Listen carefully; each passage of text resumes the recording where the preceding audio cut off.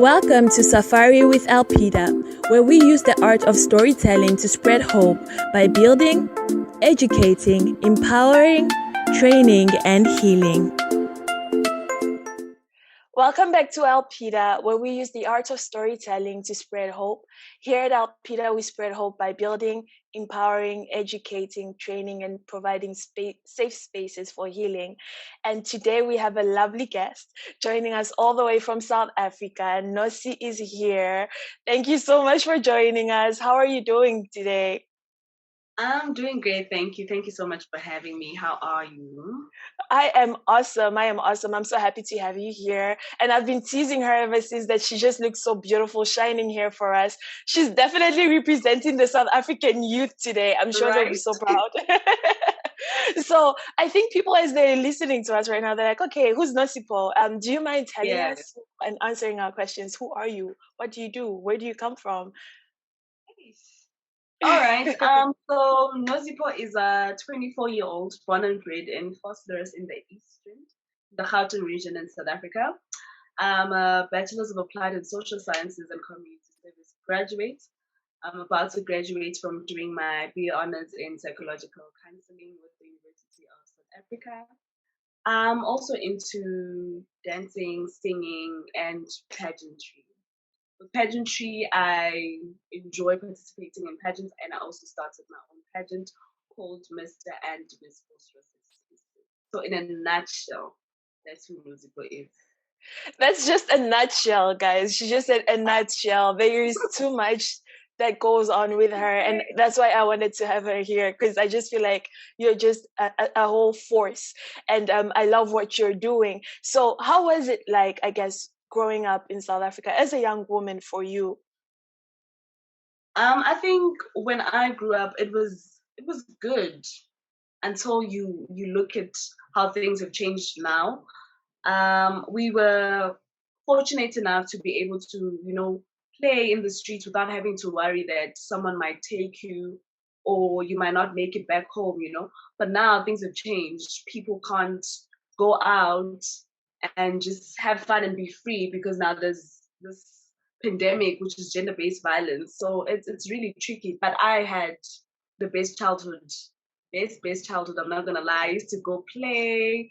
We used to do pageants as well, but we didn't take it really seriously because there was no crowns, no sashes. So we just model and do what do you call these things? Like a mini act where we act out the situation that's happening around the area. And then you get awarded for being the best actor or whatever the case may be. So I really had a good time. I wish this generation had what I had. And as you talk about, you wish you had this generation had what you had. I think we can leave that for later on. Otherwise, we might get too deep and then miss out on other things.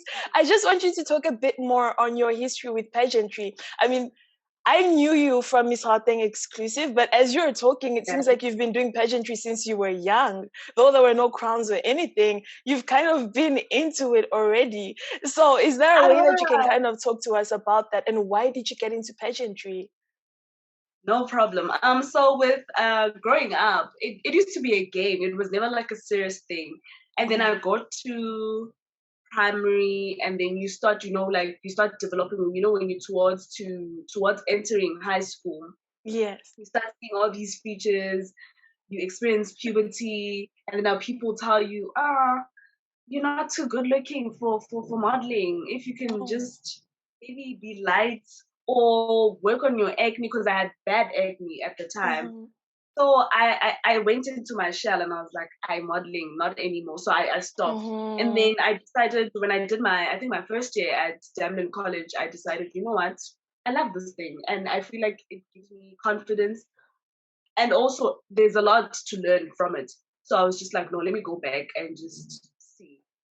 And when I got in touch, I knew that, no, I'm a gone girl. I'm just going to get attached to it through and through. So I decided, you know what? Let me go ahead, model, see how far it gets me. I didn't even start with pageants when I went back into modeling. I did commercial modeling, where we had to like photo shoots, fashion shows, which was a challenge because I'm 155. I don't know in your vision how my height is, so I'm like 155 centimeters, like tall. So I was short. I wouldn't be considered for gigs. I was considered too, like, I'm too curvy or I'm too dark. Like, there was a lot going on. So in the pageant space, I felt like I was very accommodated because you would find people bigger than me, they're competing, and you're like, oh, I fit in here. And I decided, you know what, rather go with this journey of pageantry. Plus, it's not just about me, because with commercial modeling, it's about you building your brand, and then the focus is solely on you. You don't really participate in like community work or engaging with other people, like youth empowerment or programs. It's rare to find such. So I was just like, nah, I didn't other way. And I think I want to sidetrack a bit from what we had planned to talk about, because when you're talking, you're bringing up so many things that you had to go through yourself personally. Yeah. You know, with all these things of people telling you, you don't look like this, you should look like that. I mean, how did you overcome that personally to the point where you get into pageantry? I think pageantry is a place where you have to be very solid and sure of yourself, because there are so many other girls who probably come in there looking much more beautiful than you, much more talented, and they have so many other things going on. That if you're not proud of who you are and sure of who you are, you can easily get lost in pageantry. So how did you kind of overcome all these stumbling blocks and all these bad words that were coming towards you, challenging your identity and how you view yourself? I think the most important thing for me was the support I got from home. It's very important that once you decide to venture into something, you have people around you that will keep encouraging you, that keep going, irrespective of what society is telling you. So with that, I knew that even if I fail, my family is gonna have my back. And I also had to have like conversations with myself and introspect and tell myself that should you be in a situation where people are gonna say, no, you're not worthy, are you gonna stop each time that happens? Like you need to decide, are you gonna be controlled by people? Are you gonna be controlled by what people say to you? Or are you gonna decide, you know what, I'm doing this. Irrespective of who says what, when, and how, I'm for it. So with that, I was just like, I'm good to go. And I think, like, as I've watched you even from afar and as I've known you, I've kind of seen the highs and lows just a bit. I mean, from what you show us anyways and what you share with us, I've seen you at Miss Gauteng Exclusive. For those who keep hearing that, that is a pageant in Gauteng, South Africa, and I participated in that, and Nozipho was also there. That's how we knew each other and became friends. It's a great platform to empower women, and that's where we met. And I know that there I got into the, if I'm not mistaken, top 10, and you went on to top 5 and won, I think, Public Choice, right? Public Choice Award. And then, I mean, after that, next thing I know, this girl wants to start a pageant. All right. So for me, as I'm listening to you, I kind of see a person who's a fighter. And I know we met at Miss Gauteng Exclusive. And just to give some people a background, Miss Gauteng Exclusive is a pageant in Gauteng, which is a province in South Africa. And they work on women empowerment and community development as well, and definitely encourage young women in there. And I know that I made it to the top 10. Nozipho went on to make it to the top 5 and won as well Public Choice Award and everything. But ultimately, in one way or another, no matter how much we want to make pageants look good and make every girl that comes into a pageant feel good, no matter the position they get, we all want to win. We're coming to possibly get that job. And you didn't get that job. You got Public Choice Award. But next thing I know, you're writing to me saying, hey, I want to start my own pageant. And we're talking about this. And I'm like, wait, what? Because I know so many people, when they leave pageantry, we see others getting maybe TV acting or go back to what they were doing. Other people even just drop out entirely. But here you are saying that you want to do something. I'm sure the big guys up there were like, how old are you? Why are you starting a pageant? How are you going to start a pageant?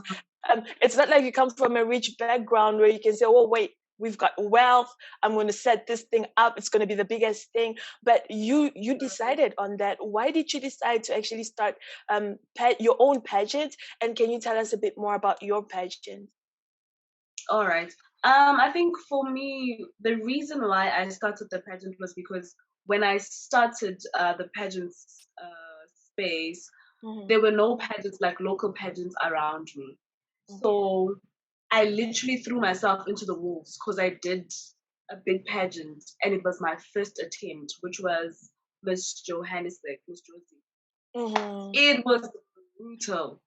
But with that, I thought to myself, you know what? Lesson learned. I can take whatever it is that I learned there. Should I decide to enter another pageant again, I'll know what to do better. Which is when I decided to do Miss Gauteng Exclusive. Then I was asked the question, should you win, what do you want to do? And I stated, I do want to go back home to start a pageant because I believe it's easier to thrive in the pageant space when you've started locally. You already have that experience. You know how to like channel yourself into focusing on the goals and also preparing your heart that it could go either way. You could win or you could lose. So now if you just enter into it and you don't have that background, it becomes very challenging. So much so you could end up quitting everything and just being like, I don't want anything that has to do with modeling. So that's where the idea came from. And I then decided I'm going to take everything that I've learned in each and every modeling space, whether it was commercial, pageants, and then I'm going to put it into this pageant, the good and the bad combined into one, so that we're realistic in our like in how we want to see this brand grow and how we want to impart this knowledge to the young ones that are coming after me. And also, I don't want them to participate only for the now. They need to look ahead into something bigger and greater than our current area. So, Mr. and Miss Vosloorus Exclusive is a pageant that seeks to mold visionaries, people that don't just think within like their minds, they think broader than that, they think outside the box, they're ready to challenge the existing norms of certain topics where people are like, no, you can't do certain things because you're from a certain background. We believe that young as we are, we're more than capable. I am young. Sometimes I go into spaces where people are just like, who does she think she is? Like, what is she on about? And I'm like, listen to me and you'll understand why I'm here and what I bring. It's more powerful than what you see. As they say, dynamites do come in small packages. So I believe we're training dynamites within the space of our area. Yeah. Yeah, and as I'm listening to you and you're saying you're going into certain rooms and they're like, okay, she's 24. I mean, back then you were not 24. I think you were 20 or 21, I was if I'm 21, not mistaken. 21. Right? So you can imagine people saying, what's happening? Look at this young girl. For me, I feel like that was a big statement. That was such a big statement. And for me, I love the fact that it comes from a young woman, from someone who's young, and you're not like in your 60s or 70s, but you're young and you're saying, hey, there's potential here. There's something I can do for my community. And I guess the question for me would be, as you're speaking and talking about molding these young brains and young people, why did you choose pageantry? There is so many other ways to kind of look and reach out to the youth. You could have said, oh, hey, let's look for ways to create maybe more jobs, because I know we've been tackling with unemployment in South Africa. Or you could have maybe started an organization and said, let's tackle the femicide and, gender-based violence that you're talking about. There's crime and there's so many other things that the youth is being faced with right now, but you chose to kind of tackle all of that with pageantry. I guess for me, it's just a bit mind-blowing, or it just gives me those questions of why did you choose pageantry? Yes. Well, I think it's because pageantry is broad and people don't realize how broad it is. They think it's just about walking and competing with your fellow contenders, and there's more to it than just that. There's community participation. You tackle mental health, you tackle substance abuse, like you go out there and be active in your community and people know that you are present and you are there. So I thought to myself, I'm killing like two birds with one stone. Why not? Because I'm gonna touch on a lot of socioeconomic matters that I believe were not really focused on, like your substance abuse, making sure that the rate of teenage pregnancy is a little bit decreased because they don't go out there to go be busy and do things that they're not supposed to. They have something to keep them busy, you know. So I was like, nah, this approach, I believe, and it also accommodates everything. There are moments where in pageants where you're asked, what are your skills, what are your talents, and then you mention that, and then they advise you to capitalize on that, and that becomes your mission throughout your journey. And we push you in that aspect so that you thrive in the area that you're very good at. So yeah. And for me, it sounds like, from what you're saying, it's like you kind of got that space where, first of all, you're qualified in it, you have great experience in it, bad and good experiences, and you're like, okay, what can I do with the experience that I have, but how can I tackle this problem at the same time? But you're not just tackling one problem. I mean, you're tackling many problems. A lot. Yes, just through something small like pageantry. And I don't think people realize how powerful pageantry is until you mention things that you just did. And in the Black community we come from, there tends to be a very bad image on pageantry. I know that if you have to tell some Black parents, I want to get into pageantry, the first thing they see is, oh, they're going to use you for probably prostitution, or, you know, you have to sleep with this person to make it to there. And they just kind of have this dirty vision and this dirty picture of pageantry. So I know you went now and you went into a very, I would say, a bit more traditional and rural area and said, hey, we want to start pageants. How was it for you tackling that stumbling block of the bad image and stigma that is surrounded with pageantry? And how did you get probably the parents of these young people on your side to say, let's work together and help these young people? I think I was inspired by Miss Gauteng Exclusive. I need to give credit where it's due.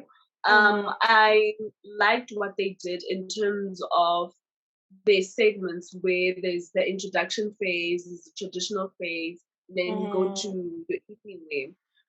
I feel like we were never forced into a situation where we now need to show our body parts. Not that there's something wrong with that, but I believe that's where the problem comes with a lot of people with a lot of local people. They don't understand the reason behind that part of the pageant, where the sumo phase, they feel like it's very discriminatory.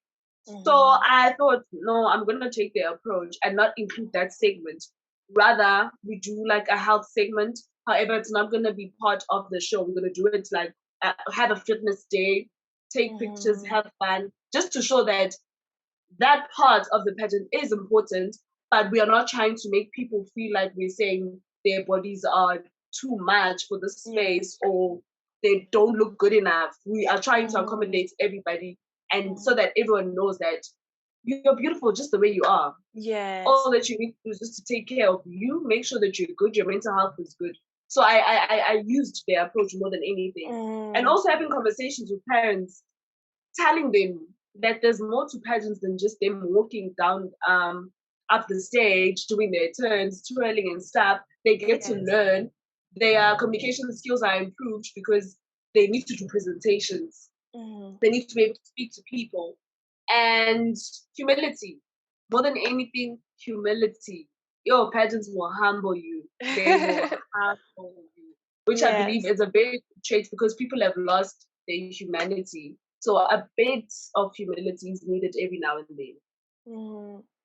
And as you're speaking there, for me, I'm also just seeing that you tried your best to make sure that everybody who comes in your space doesn't feel compromised and they feel safe and they feel themselves. Like, I know my identity, and if they don't, you actually help them and say, hey, this is what I think you're good at. Look at your strengths. And I love that. And I don't know if you do not mind just telling us the youth you work with, because just hearing the work you're doing, I want to know the kind of youth you work with, the progress you have seen, probably your past winners, your current winners. I know you guys are in your 4th edition, so that's big as well. I mean, you're about to turn 5. I should come for the party when you turn 5.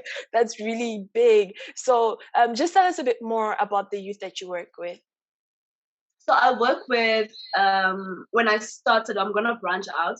I started with the youth from... I'm sorry, let me just stop you there. You said you're going to branch out. Guys, did you hear that? She's already thinking expansion. So we're watching this space. I'm going to keep this video so that 10 years down the line... We're going to play it back to you. It's raining this side. Anyway, I work with the youth from 18 to 26. However, I decided to extend it because there's a lot of teenagers that feel like we're excluding them. So I'm going to branch out to starting from, I'm going to have a category for them from 15 to 19, and then 18 to actually 20 to 26 is going to be another category. The reason why I work with these individuals is because they're the most vulnerable. There's a lot that's going on in their lives. They're experiencing adolescence. Some are challenged with transitioning from being a teenager now into adulthood. So to tackle such issues and to bring people that are experienced in those things will enable them to lead better lives, I believe. So, yeah. All right.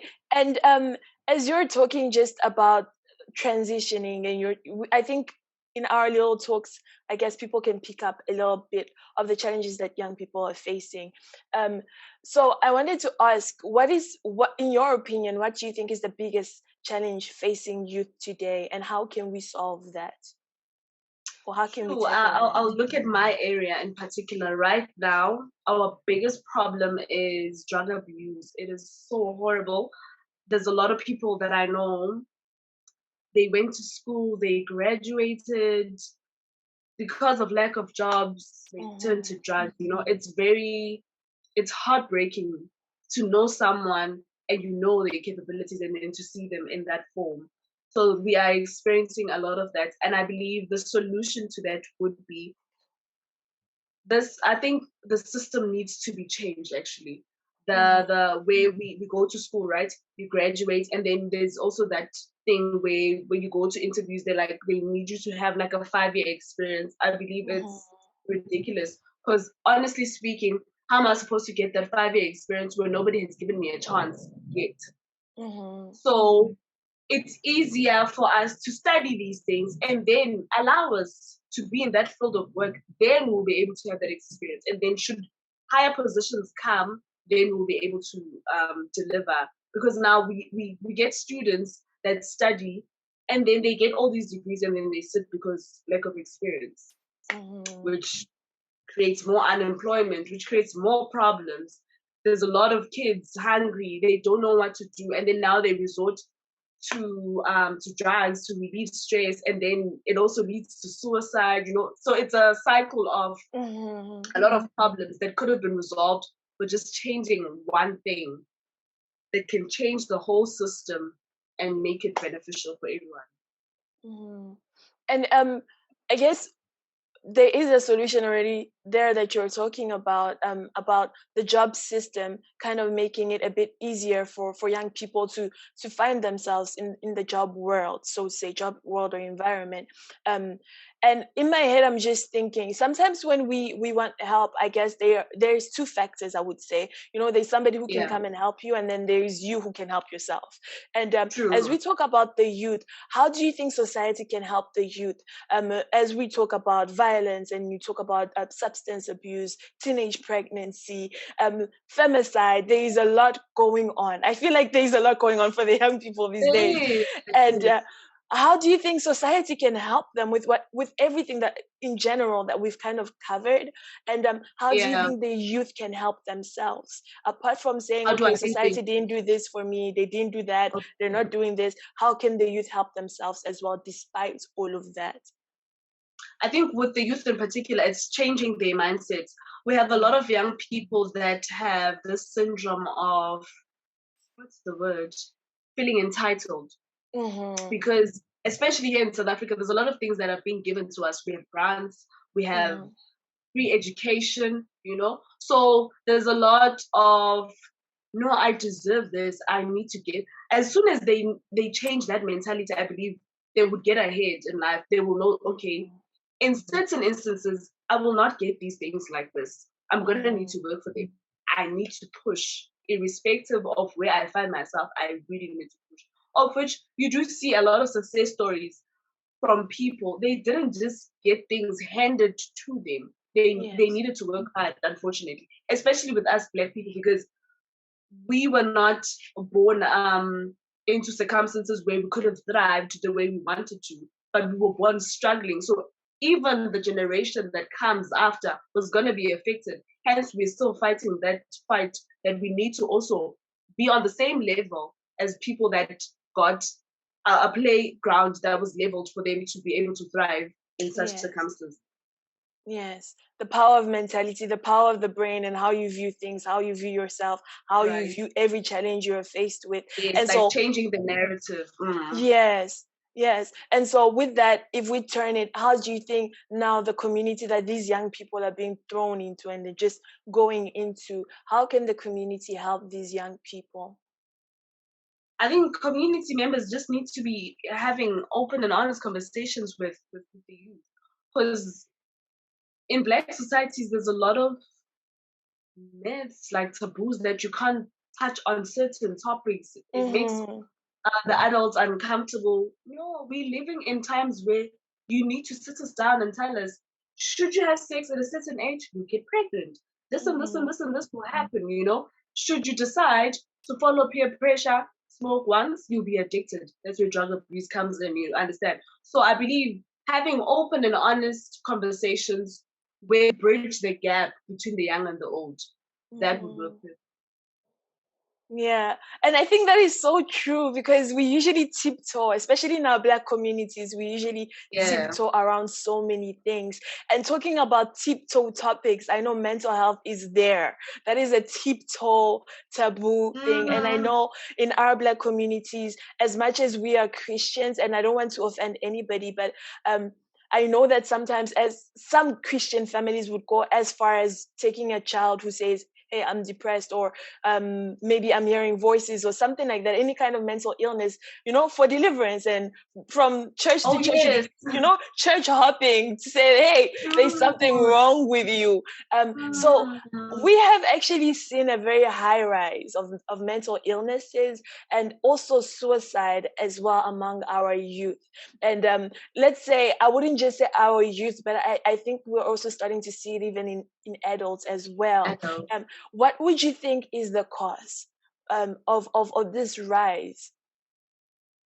I think the cause is what you touched on just now. The fact that we are tiptoeing around a lot of topics that need to be addressed.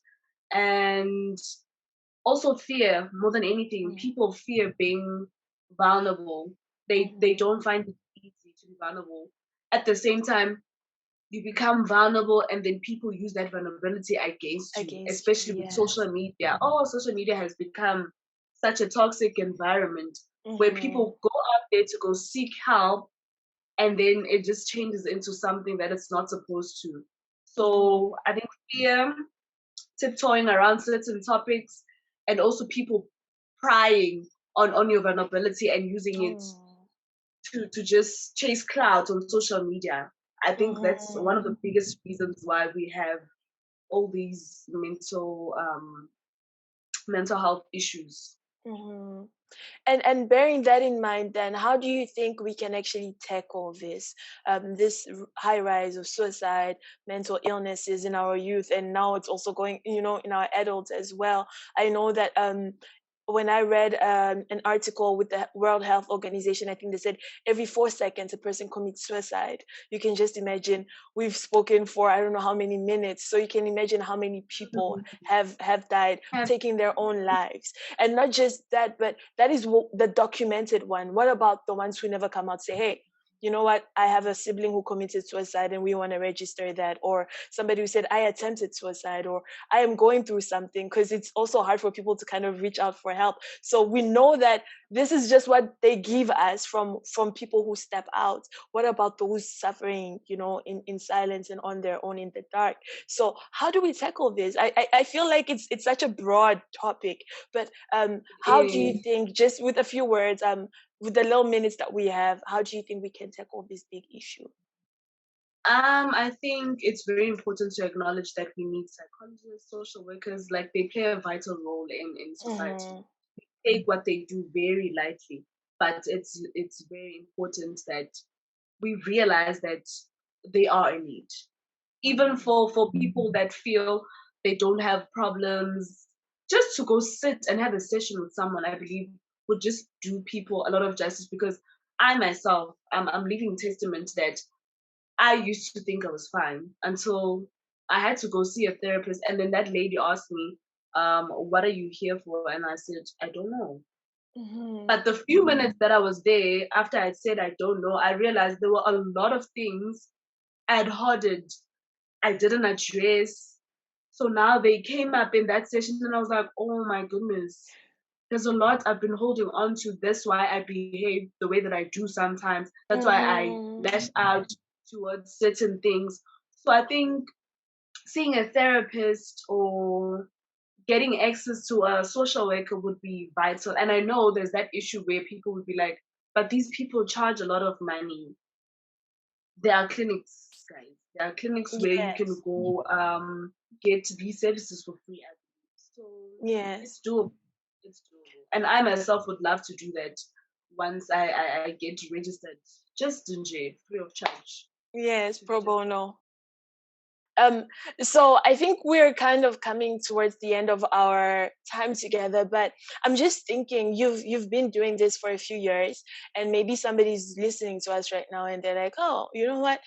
I kind of want to go into this or pageantry or start their own thing, a startup or something like that. What advice would you give a person who's looking to start their own thing, their own enterprise, organization, business, who just wants to start something? My advice would be, don't wait. Start now. Start today. If it means you must do it now, because the longer you prolong it, procrastination takes a whole left turn. You will not end up doing what you need to do. And there'll be naysayers, people that will not believe in your craft. Just tell yourself, you know what you're doing. You're going to focus on the goal at hand and keep at it. You will not go wrong. Yeah. And I think your advice is so right, because sometimes when we want to do things, we're like, oh, I don't have this and I don't have that and I should look like this and things should be like that. You're just waiting for that perfect moment. And I know with your story as well, I mean, you could have used excuses of, oh, I don't have finances, I don't have this and I don't have that. But I see you and I know that you work with partners. You went to look for your own stuff and said, wait, we're going to get this going. And so I really love that advice. I think even for myself as well, you just saying that, I'm like, start now, don't wait, don't procrastinate, don't be lazy. And as we're just talking about that, maybe somebody has started, maybe they've been doing this for a year, 2 years, they've been doing their own things, and it just seems like, okay, it's not heading anywhere, or it just seems like a slow growth. What word of encouragement would you give that person, or advice, if any? With that in particular, don't compare yourself with your competitors. Yes, you guys are doing the very same thing, but remember, when you run, you're all in different lanes. You don't get to see what they're faced with. They don't get to see what you're faced with. Just keep focusing on your lane. You'll get to your destination, irrespective of the challenges that you find yourself in. Yeah.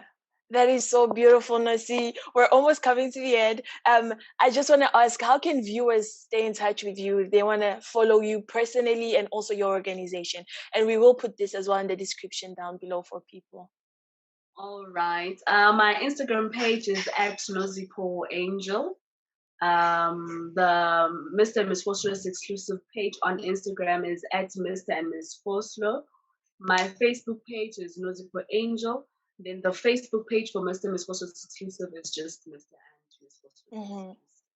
Then on Twitter, I'm Nozipho Angel 5. Yeah. All right. So you guys heard that. We are going to put it as well in the description down below. We have 5 questions, exciting questions for you before we leave. Hopefully, hopefully it's going to help people get to know you. So the first question would be, if you've been given an elephant, you can't sell it, you can't give it away, what would you do with that elephant? An elephant? Yes. My goodness, I can't sell it. I can't give it away. Nope. I think I would use it as, like in, what do they call these things? Like a museum where I bring tourists to come see my elephant, to make money out of it. I'll use it as that, actually. Look at you. The businesswoman in you just kicked up like, hey, we can use this elephant. All right. If you had a superpower, what superpower would you have? My superpower would be the ability to heal, because I believe there's a lot of broken people out there. Just to heal and make sure that everyone is at peace. They're good. Mission accomplished. And what was the last gift you gave somebody? Oh, it was actually today, a handbag and chocolate. Look at me asking this the day you just gave a gift. Right? Isn't that good? And then the second last one would be, which one is worse, doing laundry or dishes? I enjoy dishes, so I'd say laundry. I enjoy dishes, actually. It's the strangest thing, but I do, because I sing a lot, so I'm here. I enjoy it. So laundry, nah, not so much. And the last one would be lip gloss or lipstick? Definitely lip gloss. You can never go wrong. It's not dry. It's easy to talk. You don't feel like, especially when you're nervous, actually, because with lipstick, your mouth runs dry. So gloss is flowing. Look at me now, guys. It's flowing. All right, guys, that's all the time that we have for today. Thank you so much, Nozipho, for joining us. Thank you to our audience for tuning in as well. Please remember to like, subscribe, share this video with people if you like it. Leave a comment down below. We'll definitely be responding to everybody. From here at Elpida, this is goodbye for now. Bye. Thank you for having me.